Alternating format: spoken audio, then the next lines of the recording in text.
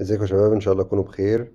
خلونا في الحلقة التانية من النتورك بيزكس نتكلم فيها عن سيناريو نحكي فيه القصة اللي ممكن كمثال يعني نتعرض له لما تيجي تطبق مثلا كلاود، ونشوف ايه التفاصيل اللي ممكن نحتاجها في النتورك ونبدأ نتكلم عنها واحدة واحدة. طيب، دلوقتي خلينا انت عندك هنا، هنفترض ان دي الكلاود بتاعتك. انت بتتعامل مع فيندور معين، والفيندور ده انت خلاص اخدت الكلاود بتاعتك دي. الكلاود دي انت ممكن مثلا تكون بتعامل هنا مع ابلكيشن، والابلكيشن ده انت هنفترض انك عايزه يتعامل مع الويب، بحيث لو في كلاينت او حاجة عايز يدخل عليه، او الابلكيشن نفسه محتاج يتواصل مع الانترنت لسبب او لاخر. كمان الابلكيشن ده هو بيتعامل بشكل ما مع داتابيز. تمام. وهنا مثلا ممكن يكون الابليكيشن ده بيتعامل مع ابليكيشن تاني عشان خاطر ياخد داتا معينة، وعندك فيه موظفين موجودين في الشركة، الهيد كوارتر او الفرع الرئيسي، بيتواصلوا مع الكلاود بتاعتك. كويس. فهنا هنتخيل ان الابليكيشن ده بالداتابيز بتاعته هي موجودة في VPC او Virtual Private Cloud او في نت في اجر، وده موجود في في نت تانية. تمام.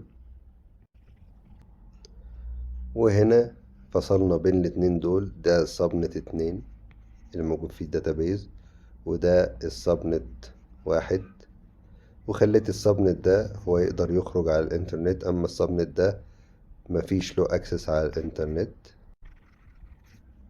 الاكسس ممنوع. وهنا في تواصل بين الاتنين في نت دول بحاجة بقى بيسموها بيرنج او ايا كان شكل التواصل، بيختلف من فيندور لآخر. وهنا طبعا ممكن الابليكيشن ده يكون مكون من اكتر من VN، فهنحتاج هنا طبعا DHCP.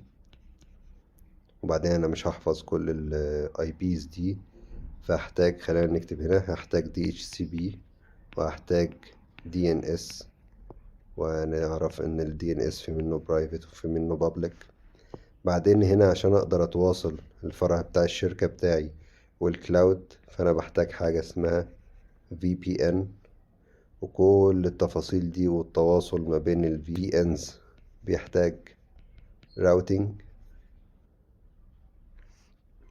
بعدين هنبدأ نتعرف على المقارنات ما بين الانتربرايز نتورك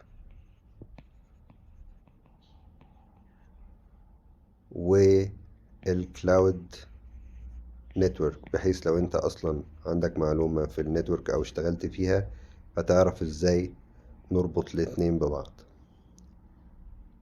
طيب، يبقى نلخص الكلام في النقط دلوقتي، ان احنا هنتكلم عن السيفن لايرز تاني بس بتفصيل اكتر. هنتكلم عن الاي بيز، وهنعرف ان في حاجة اسمها public و private، وهنتعرف على الاي بي V4 و V6، وهنتعرف على السبنتنج، ومع سبنتنج هنتعرف على حاجة اسمها summarization. تمام. عندنا كمان في الراوتينج والسويتشنج، هناخد عنهم نظرة. هنتكلم كمان على ال VPN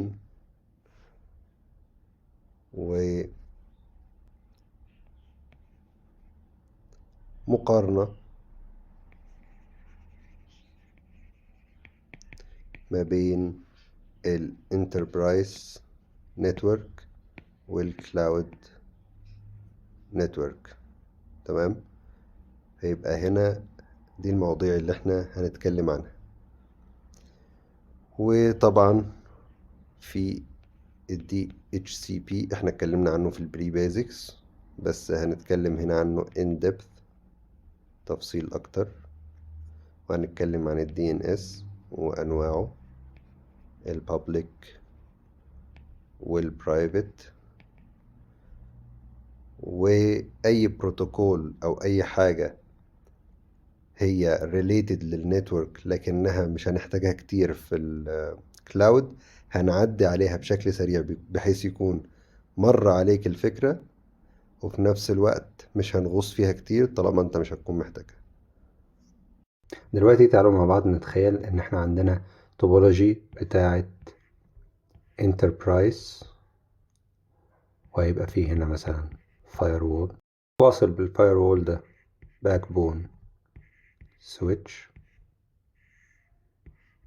بعد كده السويتش ده واصل بيه مجموعة سويتشات ممكن نسميه مثلا ايدج سويتش، وكل سويتش من ده هو واصل بيه مثلا هنا في كمبيوتر، هنا في مثلا برينتر، عندنا في الجنب التاني مثلا ممكن يكون واصل هنا اي بي تليفون،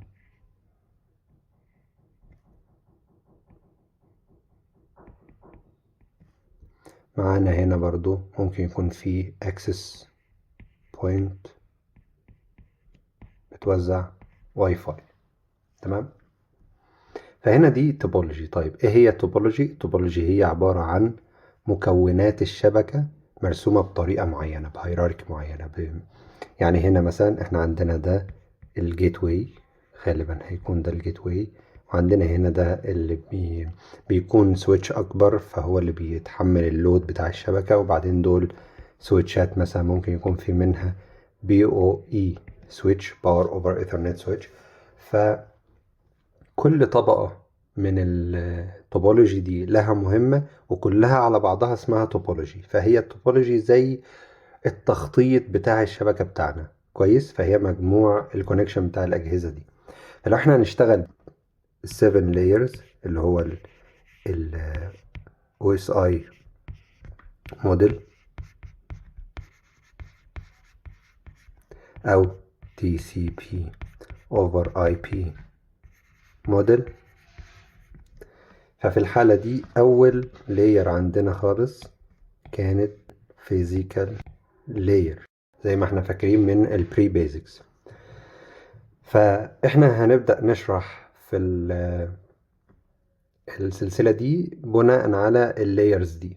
فأول لاير هي الفيزيكال لاير، ودي اللي بيكون فيها الفايروول كديفايس، الأسلاك مثلا ممكن إن احنا نوصل الفايروول والباك بون سويتش نوصله بفايبر، بعدين بين الأجهزة دي بين السويتشات وبعضها برضو ممكن يكون في فايبر، بعدين بين الأجهزة والسويتشات هيبقى نحاس اللي هو الكات كيبل عادي خالص. تمام. طيب تعالوا نشوف الأجهزة دي شكلها ايه.